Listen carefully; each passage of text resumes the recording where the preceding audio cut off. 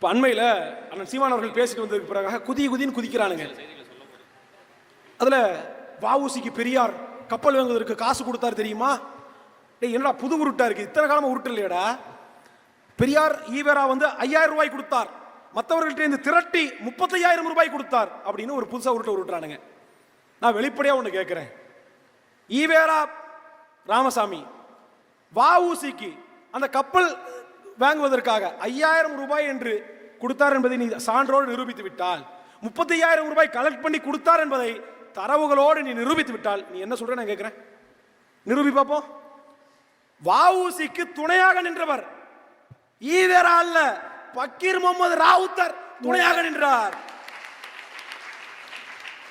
2 லட்சம் ரூபாய்ங்க 1906 120 வருஷம் முன்னாடி கற்பனை பண்ண முடியுதா?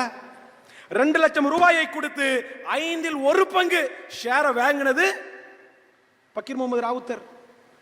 10 லட்சம் பங்குல கிட்ட 10 லட்சம் ரூபாய் மொத்த பங்குகள், அதுல 2 லட்சம் ரூபாயை கொடுத்தார், 40000 பங்குகளை வாங்கினார். அதுல வஉசி தன்னுடைய சுயசரிதையிலேயே அதுக்கு நன்றி தெரிவிக்கக்கூடிய விதமாக இந்த பாடலை எழுதுறாரு. வஉசி சுயசரிதை பக்கம் 49. நான் ஆதாரம் தரேன்ல, ஆதாரத்தோட பேசணும். பாக்கியம் மிகுந்த பக்கீர் முகம்மதை வாக்கின் வழியால் வசப்பட செய்தியான், வணிகர் பலரை திருத்தி அவனிலம் துணிவுடன் சுதேச நாவாய்ச்சங்க நன்மலர் கண்டேன் என்று பக்கீர் முகமது ராவுத்தர் கொடுத்த 2 லட்சம் ரூபாய்க்கு கைமாறாக என்ன பண்ணியிருக்காரு, சுயசரிதையில இது குறித்து எழுதியிருக்காரு.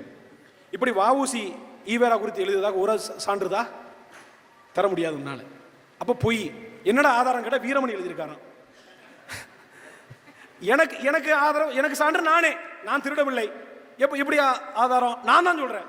நாத திருந்திட்டா நாத சொன்னார்ல, அந்த மாதிரி வீரமணி எழுதி விட்டார்.